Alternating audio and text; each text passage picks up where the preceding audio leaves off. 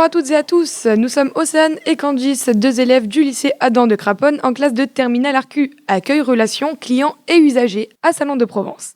Nous vous emmenons aujourd'hui au musée Granet d'Aix-en-Provence. Dans le cadre de notre participation à la Nuit européenne des musées, nous avons dû choisir un tableau parmi la collection permanente exposée au musée Granet. Nous avons donc sélectionné un tableau intitulé Concert en famille du peintre Matthäus van Helmont du XVIIe siècle. C'est un petit tableau au format paysage d'environ 40 cm sur 60. Exactement, on peut y voir une famille composée de 12 personnes, 6 enfants et 6 adultes avec un petit chien. 4 adultes sont assis à table autour d'un homard cuit. Un adulte assis avec 3 enfants qui boivent et qui jouent de la musique, et une servante qui amène une pintade. Au dernier plan, nous pouvons voir un homme n'appartenant pas du tout à la famille, mais jouant de la musique à l'extérieur de la salle à manger.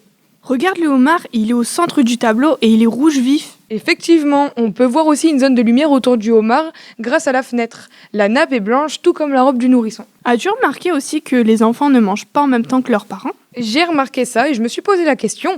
Les enfants jouent de la musique pendant que leurs parents prennent leur repas. La présence de la servante et du homard peuvent faire penser que la famille est aisée. Les enfants jouent de la musique. Le repas se passe donc dans un vacarme. Ce qui est intriguant, car cela ne doit pas être agréable lors du repas. Vraiment pas, c'est vrai qu'un vacarme pareil, comme tu dis Candice, ce serait pas du tout agréable lors d'un repas. Nous avons été également inspirés par ce dynamisme et la jovialité qu'apporte ce tableau.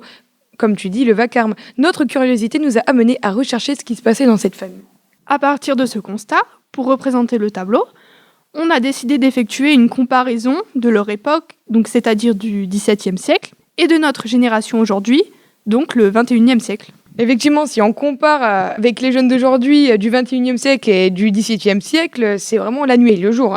Alors là, je suis complètement d'accord avec toi, Océane. Par exemple, les jeunes d'aujourd'hui ne jouent plus de la musique durant le repas, mais envoient et consultent leurs messages sur leur portable. Exactement, les dialogues en famille sont un peu silencieuses et sont remplacés des fois par des photos Snapchat, comme on pourrait dire. Complètement d'accord. De nos jours, par exemple, la plupart des familles ont 1, 2 ou 3 enfants maximum, alors qu'à leur époque, c'était le double. C'était le double et à l'heure d'aujourd'hui, c'est vrai qu'il est très compliqué d'élever autant d'enfants dans une famille. On peut remarquer que 4 siècles après, le homard reste un mets de luxe. Ah oui, en tout cas, on ne peut pas reproduire la scène, sinon on serait dans l'illégalité à cause du Covid-19. Ça serait totalement l'illégalité, effectivement.